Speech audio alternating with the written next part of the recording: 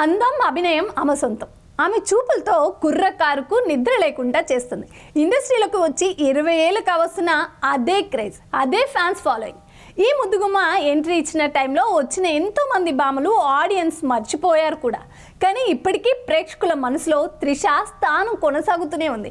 కెరియర్లో కొన్నేళ్ళుగా వెనకపడ్డ ఈ అమ్మడు ఆ టైంలో కూడా గ్లామర్ విషయంలో కేర్ తీసుకుంది. తిరిగి ఫామ్లోకి వచ్చాక మరింత అందంగా కనిపిస్తుంది. ఇటీవల త్రిష సినిమాలో లుక్స్ చూసిన ఫ్యాన్స్ నీ మనసు నాకు తెలుసు టైంలో ఎంత అందంగా ఉందో ఇప్పటికీ అలానే ఉందంటున్నారు. దళపతి విజయ్తో చేసిన లియో, మణిరత్నం దర్శకత్వంలో చేసిన పొన్నియిన్ సెల్వన్ సినిమాలు త్రిష మైలేజ్ బాగా పెంచాయి.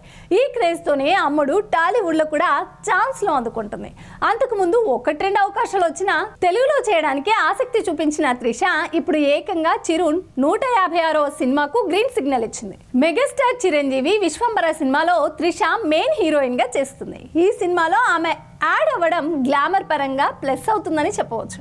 అయితే ఈ ప్రాజెక్ట్లో నటించేందుకు త్రిష భారీ రెమ్యునరేషన్ డిమాండ్ చేస్తుందని తెలుస్తుంది. కోలీవుడ్లో ఇప్పటికి కూడా సినిమాకు 2 కోట్ల వరకు రెమ్యునరేషన్ అందుకుంటుంది. చిరు విశ్వంబర సినిమాకు మరో 1 కోటి అదనంగా యాడ్ అయినట్టు తెలుస్తుంది. ఆల్రెడీ మెగాస్టార్ చిరంజీవితో స్టాలిన్ సినిమా చేసిన త్రిష 2 ఏళ్ల క్రితం వచ్చిన ఆచార్యలో నటించాల్సి ఉన్న కొన్ని కారణాల వల్ల కుదరలేదు.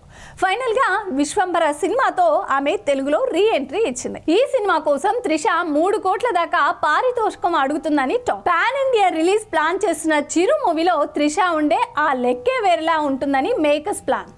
అందుకే ఆమె అడిగినంత ఇచ్చి ప్రాజెక్ట్లోకి తీసుకున్నారు. విశ్వంబర హిట్ అయితే త్రిష తెలుగులో వరుసగా సినిమాలు చేయాలని చూస్తుంది. ఇప్పటికే టాలీవుడ్ నుంచి 1-2 ఆఫర్లు త్రిష దగ్గరకు వెళ్ళాయని తెలుస్తోంది.